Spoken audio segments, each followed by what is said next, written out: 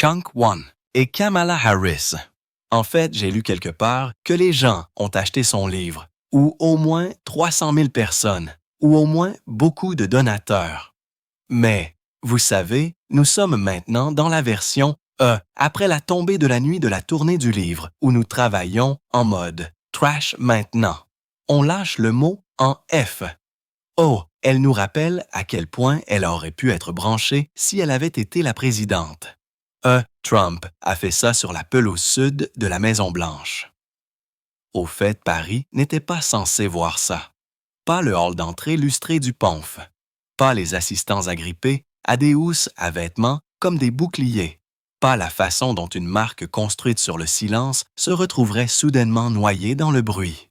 Mais, selon plusieurs initiés, Meghan Markle est arrivée chez Louis Vuitton un gris après-midi de mardi avec un message simple. « Habillez-moi et faites-le maintenant ». Elle n'est pas entrée par l'entrée principale comme les autres invités. Des cassasses et des témoins disent qu'un SUV tournait au ralenti dans la voie de service. Une porte privée s'est ouverte et Meghan est entrée, portant des bottes élevées de la saison dernière, flanquée d'un styliste et d'un assistant personnel portant un iPad rempli d'options de luxe. Son équipe aurait dit à la réception qu'il s'agissait d'une séance de sélection, le jargon de l'industrie pour sélectionner des tenues en prêt. Sauf qu'il n'y avait pas de sélection prévue, pas de créneau de showroom, pas d'approbation de relations publiques. Ouais, elle fait semblant. Je veux dire, c'est pour ça que ça ne marche pas. Vous et moi savons qu'il n'y a rien de mal à utiliser un bon juron ici et là. Ouais, comme Katie Porter l'admet. Mais il faut que ce soit authentique pour que ça marche. On ne peut pas avoir tous ces démocrates qui courent partout, comme ils essaient de recruter de jeunes hommes, parce qu'ils savent qu'ils les ont perdus en lâchant des mots en F, stratégiquement placés. Ça ne marche pas. Et ça ne marche certainement pas pour maman. Qui a confirmé ça? A demandé la réceptionniste. De la seule façon dont les réceptionnistes parisiens le peuvent. Poli, mortel. Chunk, 2, vous êtes mondial, a répondu le styliste. Ils savent qu'ils ne savent pas s'ils pas. En quelques minutes, un coordinateur principal est apparu, le sourire laqué et fin. Meghan a expliqué qu'elle avait une apparition majeure dans 48 heures et qu'elle préférait s'aligner sur Louis Vuitton. Le coordinateur l'a remercié, a vérifié le système et n'a rien trouvé. Pas de rendez-vous, pas de crédit au dossier, pas de campagne en cours. Cela aurait dû être la fin. Des excuses cordiales, un report. Au lieu de cela, des sources disent que le ton de Meghan s'est refroidi. Elle a fait référence à des conversations passées, a fait allusion à des amis communs, puis a réduit la demande de campagne à courtoisie. Quelques looks envoyés en prêt, du jour au lendemain, sans frais. C'est une bonne image pour vous, a-t-elle ajouté comme une promesse et un avertissement. Le coordinateur a maintenu son sourire. Madame Vuitton ne fournit pas de sondage de courtoisie sans contrat pour essayer de transformer son image en Street Kamala qui lâche maintenant des mots en F tout en faisant la promotion de son livre. Assumer la responsabilité que les puissants ont d'avoir un certain niveau de préoccupation et de soin. Ce n'est pas juste braver la curiosité. Je veux dire, c'est juste un artifice de plus autour de cette femme. Il n'y a pas un os authentique dans son corps. Je suppose qu'elle réalise qu'elle doit abandonner les accents parce qu'ils sont devenus une telle blague. Alors maintenant, elle passe à M tous les mots en F à chaque tournée de livre pour avoir l'air cool et comme si elle était dans le coup et qu'elle faisait partie des enfants cool. C'est comme, d'accord, quelque chose dans l'air a changé. Un assistant la décrit plus tard comme le moment où un nuage est passé devant le soleil. La mâchoire de Meghan s'est crispée. Vous compensez les influenceurs avec une fraction de ma portée. Elle a dit, vous pouvez gérer 2 robes et un manteau de voyage. Les téléphones ont commencé à s'allumer à l'étage. Relations publiques, juridiques, showroom. Un message discret a retenti sur le chat interne. Duchesse sur place revendiquant une sélection. Pas de bon de commande, pas de brief. Chunk, twice. Puis est venue la phrase que toutes les maisons de luxe redoutent. Si vous ne pouvez pas le faire, a dit Meghan, je devrais publier des commentaires sur l'expérience. Les gens devraient savoir comment vous traitez les femmes qui font réellement bouger les produits. Le coordinateur a finalement expiré. Madame, nous traitons tout le monde de la même manière. Et c'est à ce moment-là, selon des initiés, que Meghan a cessé de demander et a commencé à exiger. Personne ne regarde Kamala et ne pense qu'elle est cool et qu'elle lâche des mots en F. Ils pensent au diagramme de Venn. Ils pensent aux autobus scolaires. Ils pensent à quel bizarre elle a épousé et qu'elle a couvert les infirmités mentales de Joe Biden. Et c'est à peu près tout. Et qu'elle est un peu simple d'esprit. Je veux dire qu'elle est un peu simple d'esprit. Mais en tout cas, c'est sa nouvelle tactique, je suppose, pour se faire aimer. Et cela fait en fait penser à beaucoup de gens avec toute cette histoire de vente de livres et ainsi de suite, qu'elle va se présenter à nouveau à la présidence, ce que je suis également favorable. Voir le raisonnement précédent. Et juste un rappel, chaque tweet supprimé, fausse déclaration et camouflage de relations publiques prend des heures Hyundai à reconstituer. Si vous voulez aider cette chaîne à continuer, cliquez sur le bouton « Rejoindre » et devenez membre. Nous continuerons à exposer ce qu'ils ne veulent sans pas.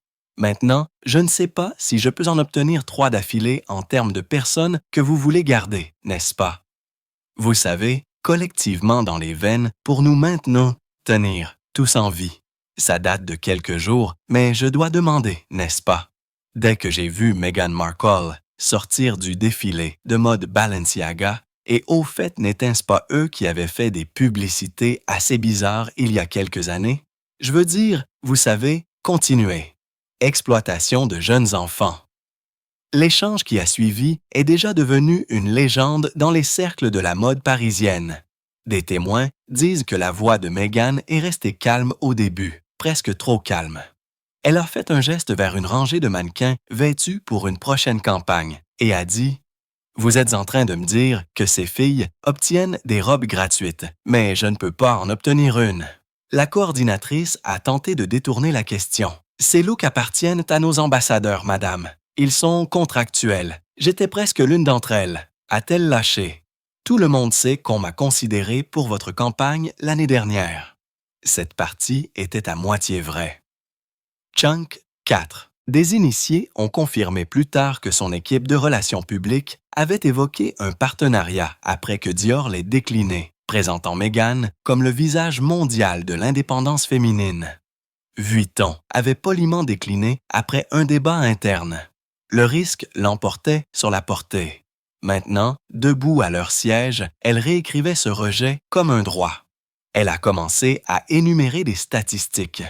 Un membre du personnel a rappelé la portée sociale, la couverture de presse, la valeur nette de l'audience. C'était comme écouter une présentation marketing récitée de mémoire. Plus elle parlait, plus la pièce devenait silencieuse. Les assistants planaient, incertains de savoir s'il fallait intervenir. Quelques stagiaires ont fait semblant de taper pour éviter le contact visuel. Puis est venue la demande fatale. Si vous ne voulez pas prêter, très bien. Facturez-moi simplement au prix coûtant. Pas de majoration. C'est le moins que vous puissiez faire pour la visibilité. La coordinatrice, acculée, s'est excusée pour vérifier auprès de la direction parisienne. En haut, elle est entrée directement dans une conférence téléphonique, en attente avec le responsable mondial des relations publiques et l'avocat général. En quelques minutes, le verdict est tombé. Mettre fin à l'interaction poliment mais fermement. Lorsque la coordinatrice est revenue, elle portait un dossier scellé. Protocole standard de la marque pour les rencontres à haut risque. À l'intérieur, il y avait une déclaration imprimée. Louis Vuitton se réserve le droit de déterminer tous les partenariats avec les clients. Aucun prêt de courtoisie ou article à coût réduit ne sera accordé sans un accord écrit. Meghan a lu le papier 2 fois, l'a plié et a souri finement. « Vous allez le regretter », a-t-elle dit, presque un murmure. Puis elle s'est tournée vers son assistante. « Nous partons, laissez-les habiller quelqu'un d'autre. » La sécurité l'a escortée discrètement, sans caméra, mais pas assez discrètement. La nouvelle s'est répandue rapidement dans Paris.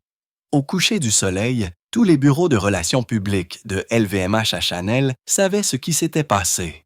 La duchesse avait pris d'assaut Vuitton. Et au matin, la marque avait fait quelque chose de presque sans précédent. Chunk, 5, a discrètement signalé son nom dans leur système interne. Statut ne pas servir. Le drapeau ne pas servir était censé rester interne. Un avertissement numérique discret partagé entre les services, mais en 24 heures, il a fuité. Un conseil anonyme a frappé Balwood et Business of Fashion presque simultanément.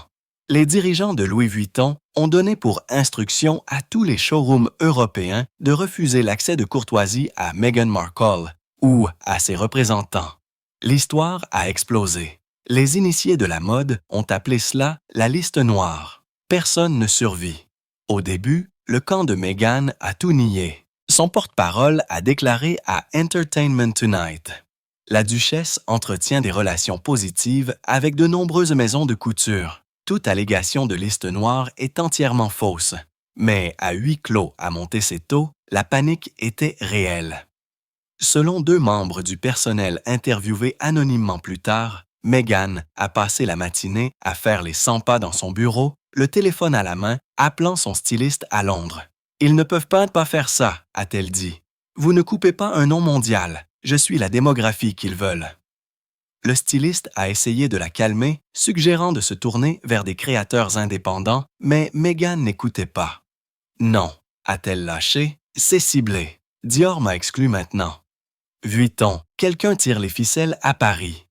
Dans l'après-midi, des captures d'écran ont commencé à circuler sur X. Des messages élevés internes présumés montrant son compte marqué comme restreint, non collaboratif, bien que la marque ne les ait jamais confirmés. L'optique était catastrophique. Les commentateurs de mode se sont donnés à cœur joie. L'un d'eux a écrit « Le luxe prospère sur le mystère, mais Meghan prospère sur le contrôle. » Vuitton vient de lui rappeler lequel dirige Paris. Ce soir-là, des initiés disent que l'équipe de Meghan a rédigé un courriel furieux au directeur des communications de Vuitton. Ce n'était pas des excuses, c'était un avertissement. Votre décision de publier de fausses restrictions sera notée. Chunk, 6. Les opportunités futures de collaboration sont désormais impossibles. Le ton du courriel a choqué le personnel français. Kurt, commandant sans équivoque, écrit par Meghan elle-même. En quelques heures, le bureau juridique de Vuitton a riposté avec précision. Pas de commentaires. Cependant, la sécurité de la marque se réserve le droit de refuser un partenariat avec toute partie affichant une conduite non professionnelle. La réponse est tombée comme une porte qui se ferme. Mais ensuite, comme toutes les histoires de scandales royaux, l'histoire a muté. 2 rédacteurs de mode à Paris ont affirmé que Meghan n'avait pas simplement demandé des robes gratuites. Elle aurait prétendument exigé l'exclusivité, insistant pour que d'autres personnalités publiques ne portent pas la même collection si elles devaient représenter la marque. Cette rumeur a déclenché une autre vague de manchettes. Meghan exige un contrôle total sur la campagne Louis Vuitton, puis est coupée. Au moment où la poussière est retombée, l'équipe de relations publiques de Meghan s'était tue. Mais Vuitton n'avait pas fini de nettoyer car, tranquillement au fond de ses archives, se trouvait un dossier intitulé « Client aime ce Markle Review ». À l'intérieur, il y avait des courriels, des transcriptions et des rapports internes. La preuve que ce n'était pas sa première confrontation avec la maison. Et ce que ces dossiers ont révélé a rendu l'effondrement de Paris insignifiant. Le dossier intitulé « Client aime ce Markle Review » accumulait de la poussière depuis plus d'1 an. À l'intérieur, il y avait des fils de courriels, des captures d'écran et des notes internes documentant ce que les dirigeants de Vuitton appelaient des interactions à haut risque. La première entrée remonte à avant le fiasco de Dior, à l'époque où Meghan faisait encore la promotion de son podcast. Son styliste avait contacté la branche des relations publiques de Vuitton à Londres, demandant des looks sélectionnés pour une apparition personnelle. Le ton de la demande était décontracté, mais une phrase a sonné l'alarme, même à ce moment-là. La duchesse s'attend à un soutien réciproque. Elle ne doit pas être traitée comme une cliente ordinaire. Cette formulation a été discrètement enregistrée. Ce n'était pas inhabituel, mais cela laissait entrevoir une certaine attente de déférence, autour de laquelle les marques savaient qu'il fallait faire preuve de prudence. Quelques semaines plus tard, une deuxième demande est arrivée, cette fois pour le Festival de Cannes. Même si Meghan n'y assistait pas officiellement, son équipe voulait 3 robes de soirée, de préférence des échantillons inédits, et insistait pour que Vuitton prenne en charge la confection et l'expédition en guise de partenariat. Chunk 7. La réponse de Paris était polie mais ferme.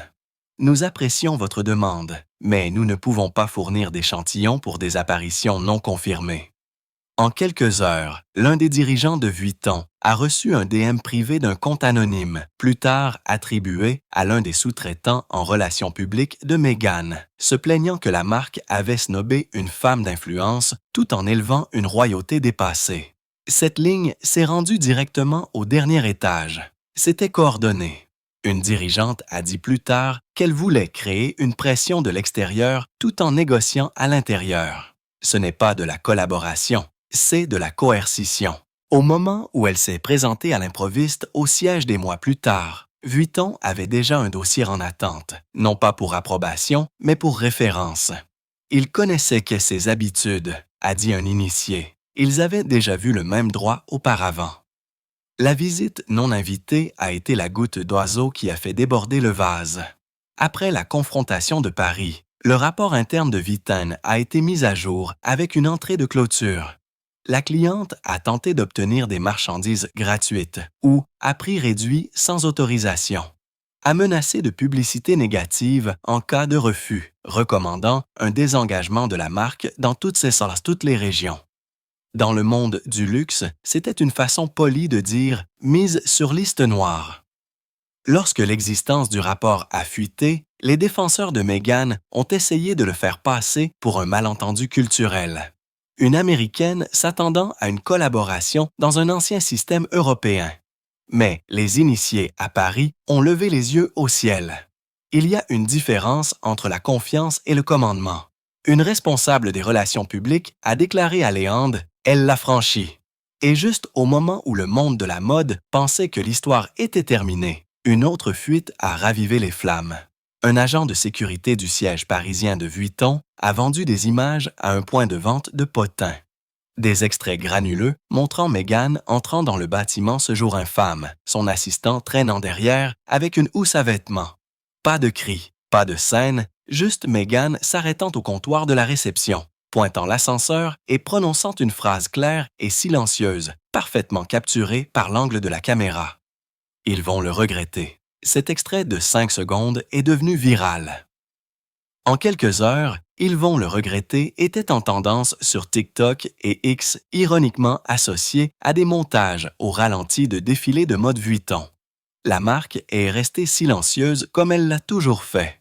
Mais pour Meghan, les dégâts étaient faits. Les portes de la mode parisienne qui s'étaient autrefois ouvertes dans un murmure s'étaient maintenant refermées avec un écho mondial. Et l'ironie, la seule chose qu'elle portait ce jour-là, les bottes qui l'ont emmenée, n'étaient même pas Louis Vuitton.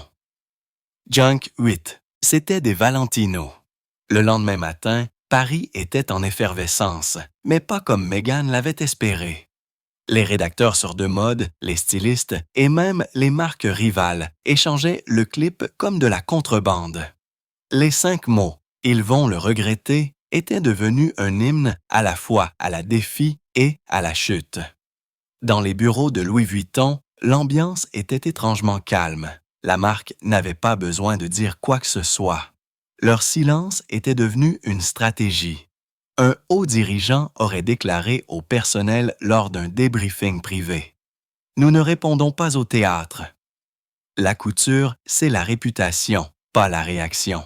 Cette ligne s'est retrouvée dans l'F Figaro en quelques heures. Pendant ce temps, à Los Angeles, le camp de Meghan s'est efforcé de recadrer l'histoire. Son équipe a rédigé un communiqué de presse soulignant un malentendu entre ses stylistes et la division européenne de Vuitton, mais le projet n'est jamais sorti. L'un de ses conseillers l'a averti que cela ne ferait que confirmer le récit selon lequel elle avait mendié des cadeaux. Au lieu de cela, Meghan a tenté une action plus subtile. Elle est apparue en public le lendemain portant un trench coat crème impeccable de Beiga Veneta. Pas doigt de légende, pas de balise, juste une promenade soigneusement programmée dans Beverly Hills, un endroit fréquenté par les paparazzis. Mais les initiés de la mode ont immédiatement compris le jeu. Ce n'était pas du style, c'était un message. Porter une marque rivale était sa version de la représaille, a déclaré une stratège en relations publiques. Elle disait à Vuitton, « Vous ne pouvez pas m'effacer. » Mais Vuitton n'était pas le seul à l'effacer. En une semaine, les invitations aux principaux défilés de la Semaine de la mode européenne ont cessé d'arriver. Une rédactrice en chef de Vogue Paris a laissé échapper hors antenne. Elle est sur la liste d'interdiction de vol maintenant, pas officiellement, mais vous ne la verrez plus jamais au premier rang. Le monde du luxe a son propre système de justice, silencieux, codé et absolu. Et Meghan venait d'en s'être exilée. Pourtant, ses instincts n'ont pas changé. Selon un initié proche de son cercle de Montecito, elle a commencé à élaborer un plan, sa propre marque éthique haut de gamme, qui perturberait le snobisme de la couture. Elle a même dit à son avocat d'explorer l'enregistrement d'une nouvelle marque de commerce, Montecito Mode. Mais lorsque son équipe juridique a soumis la demande en Europe, quelque chose d'inattendu s'est produit. Le dépôt a été rejeté avec une objection formelle de tous les endroits du département juridique de Louis Vuitton. Chunk 9. Leur raisonnement était bref et dévastateur. Le potentiel de confusion du public cible avec les catégories de luxe existantes. La requérante démontre un historique conflictuel avec la famille de la marque Louis Vuitton. C'était l'équivalent corporatif d'une interdiction à vie. Pour Meghan, ce n'était pas seulement un rejet, c'était une représaille. Elle aurait regardé la vie pendant plusieurs minutes avant de murmurer « Ils me mettent sur liste noire de mon propre nom ». D'une certaine manière, il l'était. L'objection de Fidon bloquait effectivement son entrée dans le registre européen du luxe, gelant sa marque avant même sa naissance. Et c'est à ce moment-là, selon des initiés, qu'elle a fait un vœu privé à ses amis. Calme, stable et tout aussi obsédant que cette phrase, captée à la caméra. « Si Paris ne veut pas de moi, a-t-elle dit, alors je construirai un monde où je n'aurai pas besoin de Paris. » Mais pour la première fois dans son histoire post-royale, le monde ne semblait pas désireux de la suivre. Parce que cette fois, Meghan n'avait pas été surpassée par les tabloïds ou le palais. Elle avait été surpassée par la couture elle-même. Dans les semaines qui ont suivi, les retombées parisiennes se sont propagées bien au-delà de la mode. Ce qui avait commencé comme un affrontement de haute couture était discrètement devenu un récit édifiant, chuchoté dans les cercles des relations publiques, disséqué dans les podcasts et analysé dans les articles de fond des magazines sur le prix de la surexposition. Derrière les gros titres, cependant, les dégâts étaient plus profonds. Le bureau de Meghan à Montecito, autrefois une porte tournante de stylistes, de représentants de marques et de consultants en relations publiques, était devenu étrangement silencieux. Les contrats ont été mis en pause, les partenariats en cours d'examen. Même son cercle intérieur habituel d'alliés célèbres s'est éloigné. Personne ne voulait être le prochain sur la liste pour une querelle avec une maison de couture française, a déclaré un agent hollywoodien. Dans cette ville, le silence se propage plus vite que le scandale. Pourtant, Meghan a refusé de reculer. Selon un ancien membre du personnel, elle a convoqué une réunion d'urgence dans sa salle de conférence au mur de verre. Sur le tableau blanc, elle a griffonné 2 mots en gras. « Réclame image »,« récupérer l'image ». Son plan était simple et audacieux. Si le luxe ne voulait pas lui prêter son prestige, elle le fabriquerait. La proposition comprenait une nouvelle campagne sociale appelée Modern Legacy, héritage moderne, présentant une mode de fabrication éthique, organisée par Meghan elle-même.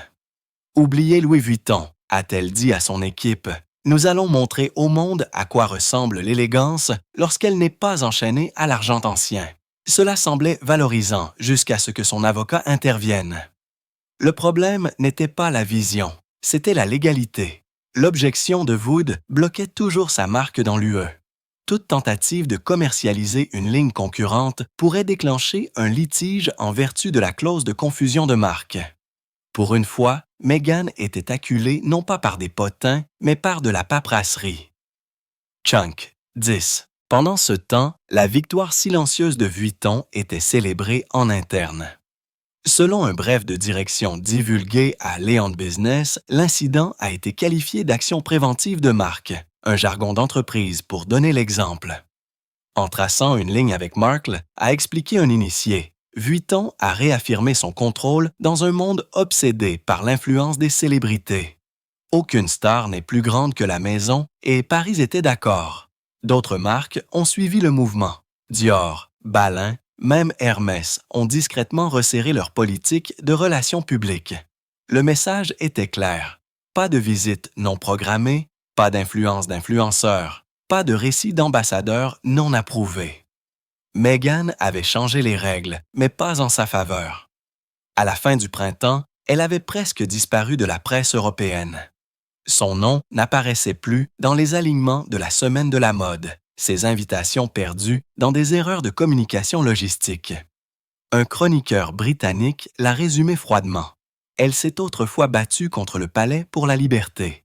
Maintenant, elle se bat contre Paris pour la pertinence. Et dans le calme de son bureau de Montecito, cette ironie ne lui a pas échappé. Parce que lorsqu'elle a fait défiler les photos du défilé de Vuitton de cette saison, toutes en soie PC brillante et en grâce structurée, la vérité s'est finalement installée. Les portes qu'elle avait essayé d'ouvrir n'étaient pas verrouillées parce qu'elles avaient été oubliées. Elles étaient verrouillées parce qu'on s'était souvenu d'elle. On s'est souvenu d'elle comme de la femme qui exigeait ce que Paris ne donne jamais librement, et ce faisant, leur a rappelé pourquoi il ne le donne jamais du tout. Le silence n'a pas duré longtemps. Lorsque les gros titres se sont calmés et que les réseaux de chuchotement parisiens ont trouvé un nouveau scandale, Meghan a discrètement refait surface, non pas par un communiqué de presse ou une séance photo glacée, mais par une seule publication cryptique sur sa plateforme de style de vie. La légende disait « La véritable élégance n'implore pas la permission ». Elle est associée à une photo doucement éclairée de sa main reposant sur un carnet de croquis rempli de dessins de vêtements. L'Internet a immédiatement remarqué ce qu'elle voulait qu'il remarque. Des silhouettes dessinées à la main qui ressemblaient étrangement à de la haute couture d'avoine. En quelques heures, les blogs de mode étaient en flammes. Meghan était-elle en train de construire sa propre ligne? Était-ce le retour? Une présentation divulguée l'a rapidement confirmé. Modern Legacy, héritage moderne, son concept de luxe éthique, était passé du tableau de rêve au développement. Il promettait la durabilité, l'inclusion et un rejet de l'élitisme qui anime les marques patrimoniales. Chaque point de liste se lisait comme une pique à peine voilée à Louis Vuitton. Chunk 11. Pour ses adeptes, c'était valorisant. Pour les initiés, c'était une déclaration de guerre. Lancer une marque juste après avoir été coupé par Vuitton, ce n'est pas une stratégie, c'est une vengeance, a déclaré un rédacteur de mode parisien à Elle. Pourtant, le projet a attiré des investisseurs. Les entreprises de capital risque américaines ont adoré l'idée d'une couture consciente soutenue par des célébrités et les premières fausses fuites de presse ont laissé entrevoir des partenariats avec des ateliers de Los Angeles.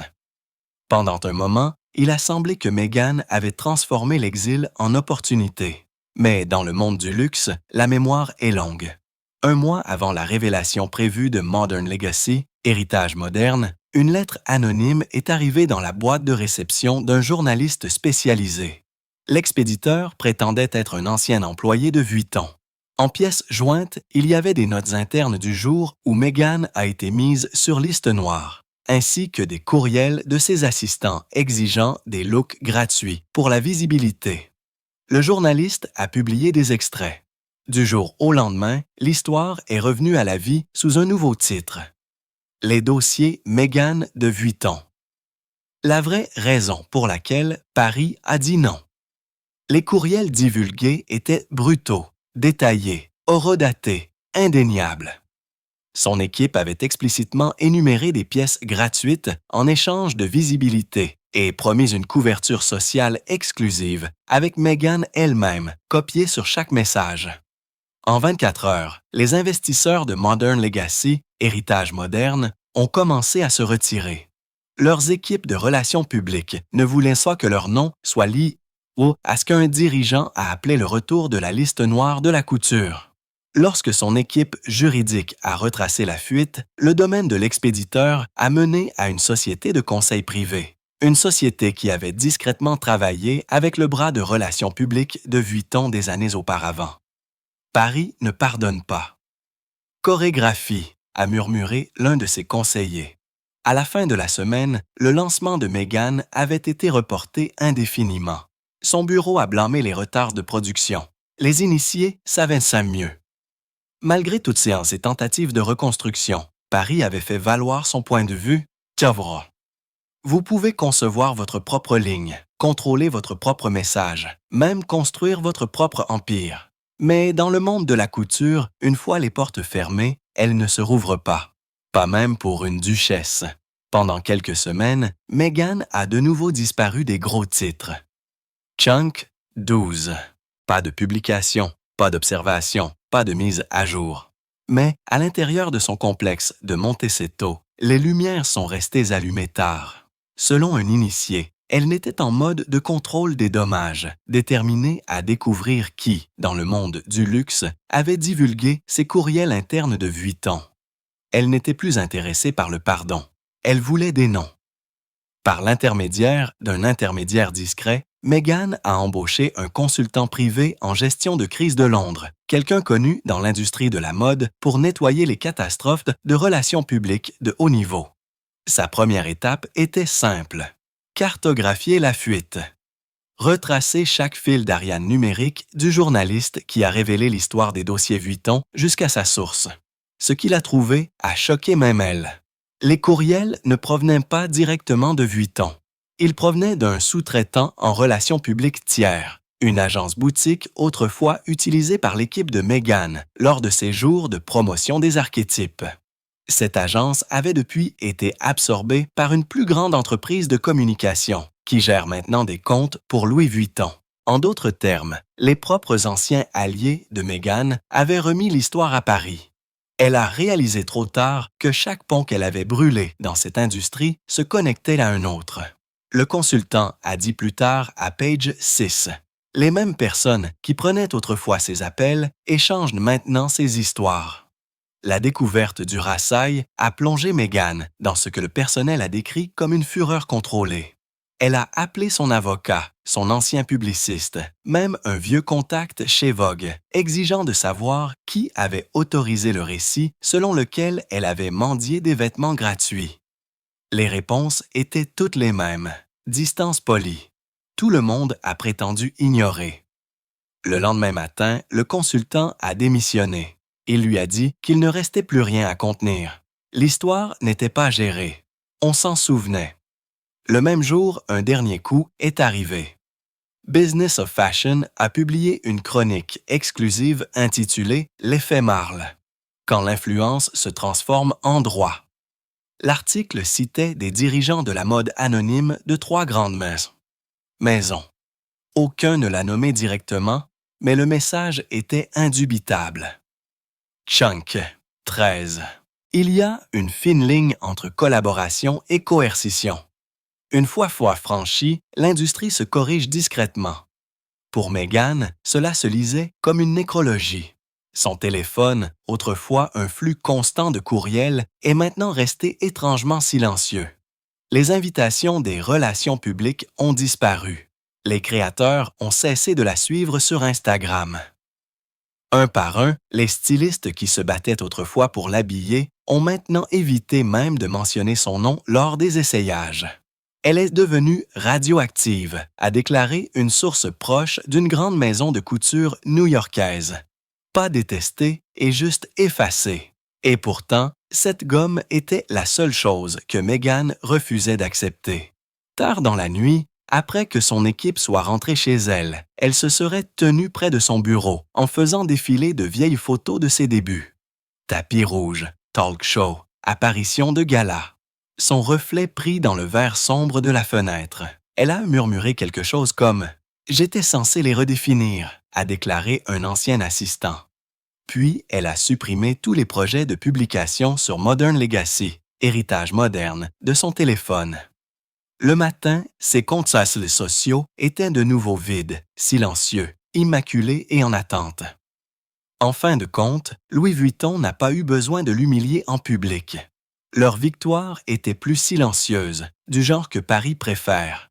Ils ne l'ont pas bannie, ils l'ont simplement rendue insignifiante.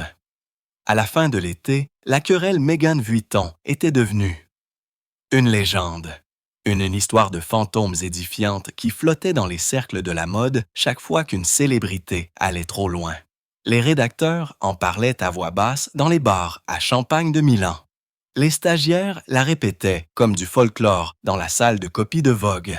Mais ce que la plupart des gens ne savaient pas, c'est que l'histoire n'était pas terminée. Pas pour Meghan. Parce que pendant que l'industrie passait à autre chose, elle préparait un dernier retour. Non pas par la couture, mais par le contenu. Selon plusieurs initiés, les dirigeants de Netflix l'avaient approchée avec une idée. Une série documentaire limitée sur le côté sombre du luxe. Du palais à Paris. Chunk, 14. Que se passe-t-il vraiment lorsque les caméras s'arrêtent? Au début, elle a hésité. Une autre révélation pourrait se retourner contre elle, mais ensuite, l'offre est arrivée. Plein contrôle créatif, distribution mondiale et une chance de redéfinir son récit. Pour Meghan, cela sonnait poétique. Si Paris avait verrouillé ses portes, elle construirait son propre podium à l'écran. La production a commencé discrètement sous le titre provisoire exilé, le prix de l'élégance. Les premières images montraient Meghan marchant dans des ateliers pisteliers vides, parlant d'authenticité et de l'illusion d'appartenance. C'était en partie une confession, en partie un manifeste. Mais lorsque la bande-annonce de Netflix a été diffusée, l'Internet a remarqué autre chose. Un montage de 10 secondes de logos flous, de conversations étouffées et une seule voix off. Ils ont dit que j'exigeais trop. Je n'ai demandé que ce qu'ils donnaient déjà gratuitement aux autres.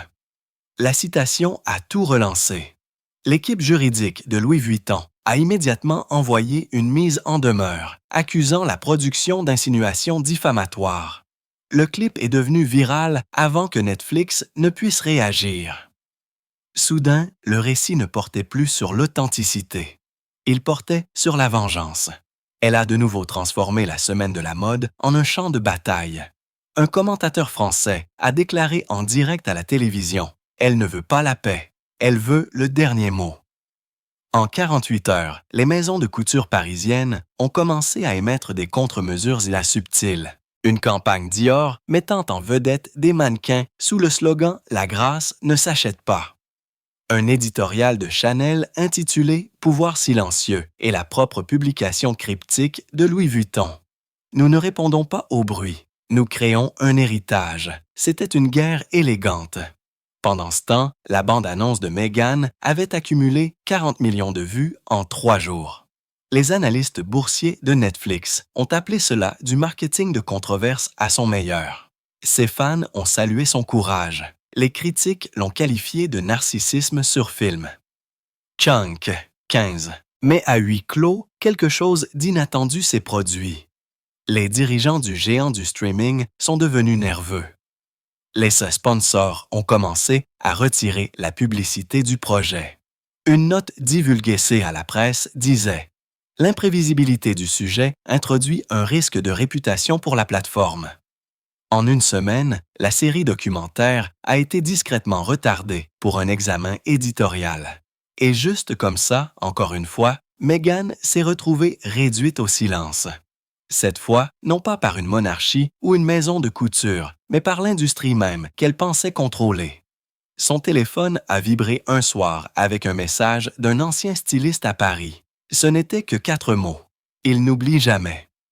Chérie, Meghan a regardé l'écran, l'expression illisible, puis a verrouillé son téléphone et s'est tournée vers la fenêtre. Dehors, le coucher de soleil californien baignait son bureau d'or. La même couleur que le luxe qu'elle avait autrefois essayé de conquérir. Et pour la première fois, elle a murmuré, non pas avec colère, mais avec résignation, « Il ne pardonne jamais non plus ». La première d'exilés, le prix de l'élégance, était censé être l'arc de rédemption de Meghan, son dernier mot contre une industrie qui lui avait tourné le dos.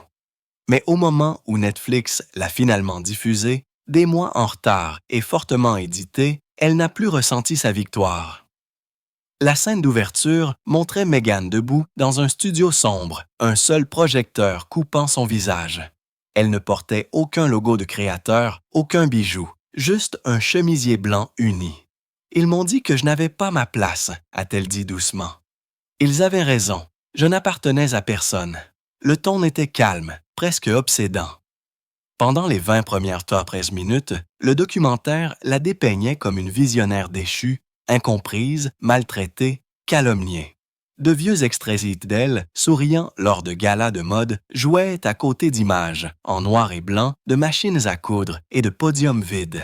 La voix off murmurait « Le luxe n'a jamais été une question de beauté, c'était une question de contrôle. Cela aurait dû être puissant. » Mais quelque part entre les lignes, les téléspectateurs ont senti autre chose. L'épuisement.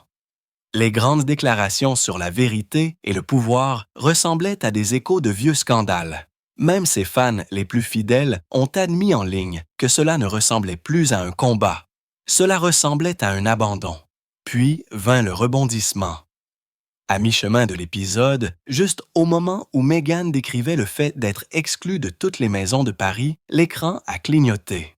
Un nouvel extrait est apparu, un enregistrement hors caméra d'un segment d'entrevue inédit. Le producteur pouvait être entendu lui demander « Regrettez-vous parfois la façon dont vous avez géré la situation Vuitton ?» Il y a eu une pause. Que ça manque. 16. Meghan a expiré lentement. « Non », a-t-elle dit finalement. « Je regrette de leur avoir fait confiance pour me voir comme une égale. » C'était brut, non scénarisé, indéniablement humain. Et cela a tout changé. Le clip s'est répandu comme une traînée de poudre. Même ses critiques les plus virulents ont admis que c'était la première fois qu'elle laissait tomber la performance et parlait comme une personne, pas une marque. Pendant quelques brefs jours, la marée a tourné. Les gros titres se sont adoucis.